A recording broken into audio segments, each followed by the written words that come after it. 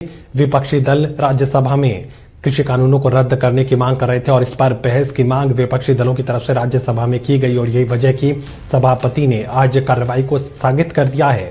राज्यसभा की कार्रवाई को आज स्थगित कर दिया गया है।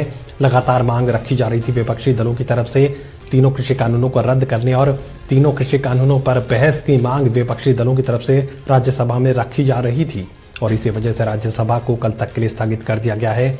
कल होगी कृषि कानूनों पर राज्यसभा में बहस और इसी खबर पर मेरे सहयोगी प्रदीप कुमार हमारे साथ जुड़े हुए हैं। प्रदीप, राज्यसभा की कार्रवाई को स्थगित करना पड़ा है।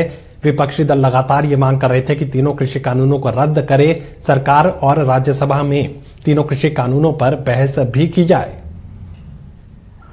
देखिए, बिल्कुल महेश, और जिस तरीके से सदन की कार्रवाई शुरू होते ही यहाँ पर गतिरोध दिखाई दिया, उसका नजारा था और उसमें विपक्ष के सांसदों ने सस्पेंशन मोशन मूव करते हुए यानी जो कार्य स्थगन प्रस्ताव है उसके तहत तुरंत चर्चा की मांग की थी। हालांकि सभापति वेंकैया नायडू ने कहा कि इस चर्चा पर, जबकि परंपरा रही है कि लोकसभा में चर्चा पहले होती है, ऐसे में उसके अगले दिन होगी यानी कल होगी, लेकिन विपक्ष के सांसद नहीं माने।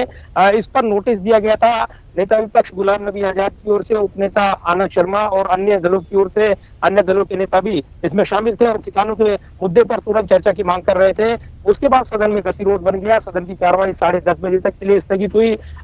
उसके बाद जब कार्रवाई फिर शुरू हुई तो फिर गतिरोध बना रहा। कार्रवाई 11:30 बजे तक रुकी और उसके बाद जब फिर शुरू हुई फिर गतिरोध और फिर 12:30 बजे, और जब 12:30 बजे कार्रवाई शुरू हुई तो फिर गतिरोध बन गया। उस समय उप सभापति सदन में थे। उन्होंने सदस्यों से बार बार कहा कि वो अपनी सीट पर चले जाएं, लेकिन में मौजूद इन सदस्यों ने भारी हंगामा किया और उसके बाद सदन की कार्रवाई रोक देनी पड़ी। तो सदन की कार्रवाई कल तक के लिए स्थगित हो गई है। लेकिन ये नजारा जो बना हुआ है और खासतौर से किसान आंदोलन को लेकर जिस तरीके से हम विपक्ष का समर्थन देख रहे हैं, सरकार पर दबाव बनाने की रणनीति है विपक्ष की और इसीलिए बजट सत्र शुरू होते ही उन्होंने अपने इरादे जाहिर कर दिए हैं। तो ये गतिरोध बना हुआ है और इसी के साथ सदन की कार्रवाई बाधित हुई है, यानी पूरे दिन के लिए सदन नहीं चल पा रहा है। जी